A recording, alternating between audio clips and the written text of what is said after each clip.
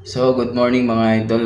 Meron na naman tayong bagong issue kay Boy Bulwak na isang customer na pinalayas dun sa tinitirhan nila. Tapos gusto ibalik yung unit. Ngayon, ito naman si Boy Bulwak.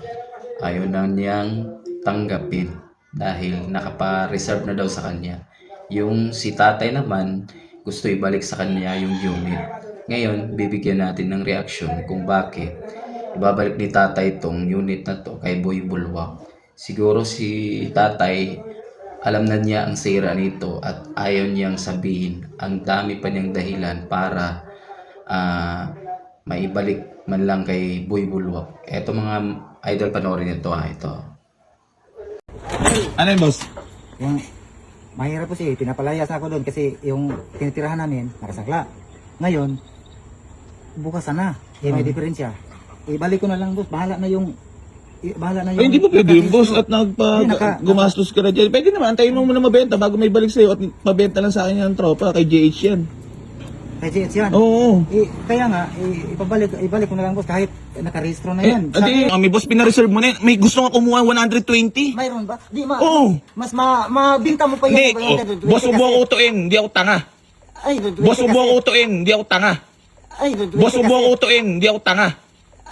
Boss, ubo ko utuin, hindi ako tanga.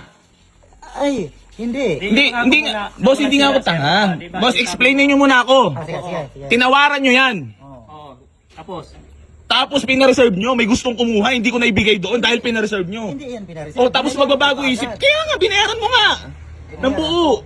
O boss, Binta lang. boss, Ganito ang para naman kayong engot kasi tumanda na kayo ng ganyan eh. Kaya nga, boss, pero ganito. Boss, makinig kayo ha, makinig ka sa akin, hindi ako tanga eh. Kaya nga. Hindi ka rin naman siguro tanga. Pero dapat kung magbibenta, boss. Hindi naman, boss, hindi. Wala tong registro, boss. Dapat iparehistro. Boss, tinawaran mo nga, pinarehistro mo nga doon sa tao ko, di ba? Di naman sa ganito, boss. Ano pakiusap? Ay, kung makikiusap ka sa akin, boss, nakikiusap rin naman ako kasi boss, tinarantado mo na ako. Di yan tinatarantado. Boss, Paano yan, may boss? kukuha na nga eh. Sinabi ko sa'yo na. Mas ba't naka-video ka? Di, sinabi ko. Kahit i-video mo, i-post mo ngayon, boss. Di, ito post. Kasi ikaw naman kasi may pagkakamali dyan, boss. Ngayon, kung makikiusap ka, boss, antayin mo mabenta yan bago ko ibalik sa'yo yung... Kasi, boss, hindi po pwede yun. Magbabayad ka ng pera, tapos gusto mo, pag ayaw mo na. Yung 13,000, boss. Boss, Nakabayad ako 13,000. oh, sino ba kausap mo dun? Sa inyo na yun. Sino ba kausap mo dun? Ang bayad ko yan, di ba, 70.55. Boss, si Nagbayad Jace. ako sa Yan, mekaniko. pakontakin mo nga si ano. Nagano ako sa mekaniko. Kahit i-post mo yan, boss, wala naman akong pagkakamali Nakaregister dyan. ako. Sa inyo na lang yan.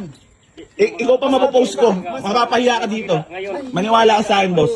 Ano, boss? Oo, mapapahiya ka dito. Maraming makakita na ito sa katangahan mo.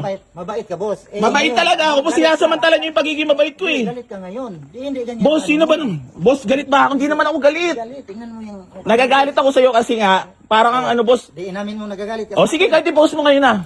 Ang anak yan, boss. Dapat sa... Boss, ang aga mo naman kasi, mambuisit. Hindi. Boss, binayaran mo na yan. Ikaw sabi mo kasi, puta ka naman pa. Pauwiin na ako, boss. Pauwiin na ako kasi...